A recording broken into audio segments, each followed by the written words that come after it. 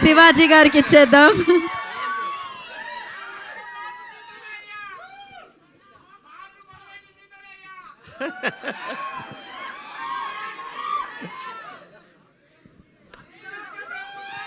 అందరికీ నమస్కారం అండి. పాత్రికేయ సోదరులకు, మీడియా మిత్రులందరికీ కూడా పేరు పేరున నమస్కారాలు.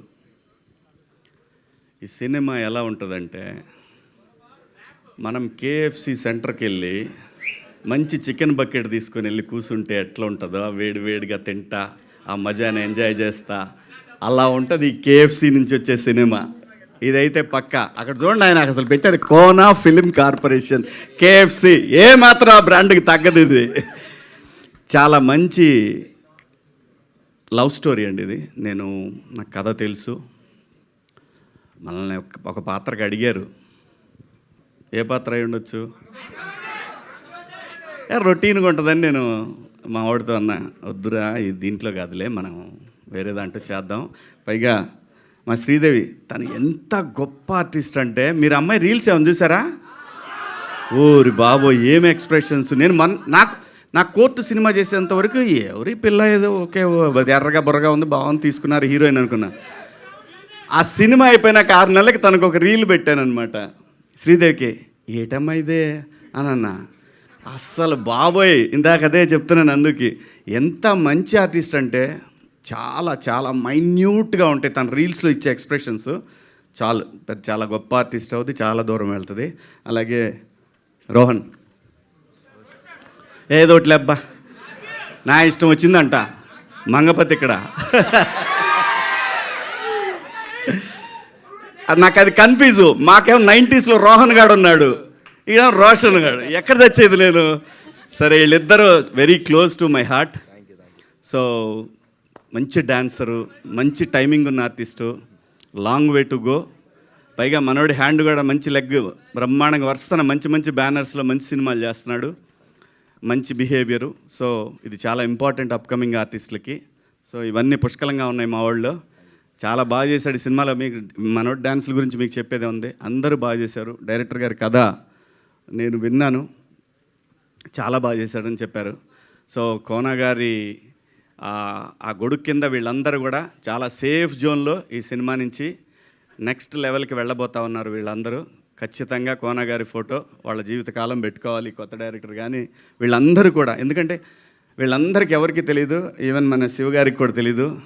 కోనా గారు ప్రొడ్యూసర్గా చేసిన సినిమాకి ఆ సినిమాకి చేసిన ట్రైలర్కి నేను అసిస్టెంట్ అనమాట అక్కడ ఆ స్టూడియోలో, ఎడిటింగ్ డిపార్ట్మెంట్లో,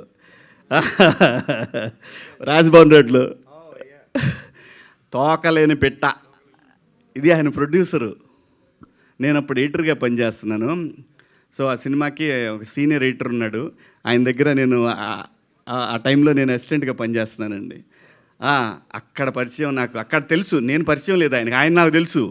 కోనా గారు ఏదైనా టైం రావాలి. నేను చాలాసార్లు అనుకునేవాడిని, ఎందుకంటే అసలు ఆయన రాసిన కామెడీ స్క్రిప్ట్లు ఎవ్వరు రాయాల. ఈవీవి గారి తర్వాత అంత స్థాయిలో కోనా గారు ఆయన స్క్రిప్ట్లు అంత అద్భుతం. కానీ ఎప్పుడు బాధపడేవాడిని, ఎందుకు రావు మనకి వీళ్ళ దగ్గర నుంచి, ఎందుకు క్యారెక్టర్లు రావు అని ఫీల్ అయ్యేవాడిని నేను. ఏదైనా టైం రావాలి రబ్బాయి, దేనికైనా లైఫ్లో దేనికైనా టైం రావాలి. టైం వచ్చినప్పుడు అన్నీ అవే సెట్ అవుతాయి, కాకపోతే అప్పుడు మనం రెడీగా ఉండాలి. సో ఈ సినిమా రేపు 13వ తారీఖు రిలీజ్ అవుతూ ఉంది. సేమ్ కోర్టు డేట్ అందరూ 14 కదా అంటారు, 13న ప్రీమియర్ వచ్చాం, ఆ రోజే హిట్ టాక్ వచ్చింది. ఇది కూడా అంతే, మార్చి 13 సూపర్ హిట్ అవుతుంది. మీ అందరూ దీన్ని ఆదరిస్తారు. అలాగే అసలు తను టచ్ చేస్తేనే ఒక వైబ్రేషన్ వస్తుంది. తమన్ గారు నాకు చాలా చాలా చాలా చాలా సంవత్సరాల క్రితం తను కష్టపడే రోజుల దగ్గర నుంచి నాకు తెలుసు. నందమూరి తమన్ కావచ్చు, కొణిదెల తమన్ కావచ్చు, తెలుగోళ్ళ తమన్, అది చాలా బాగుంది కదా. జై తమన్.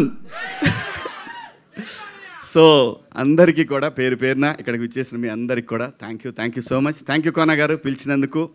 థ్యాంక్ యూ మీడియా మిత్రులకు అందరికీ కూడా థ్యాంక్స్. కలుద్దాం, తొందరలో కలుద్దాం. Thank you. So me triple S కూడా ఫస్ట్ అడ్వాన్స్ కంగ్రాచులేషన్స్ అండి సాంప్రదాయాన్ని సుబినికి కూడా థ్యాంక్ యూ. అంతే, అంటే మైక్ తీసుకుంటూ చెప్తున్నాను అనమాట నేను దానికి. All the best. అండ్ నా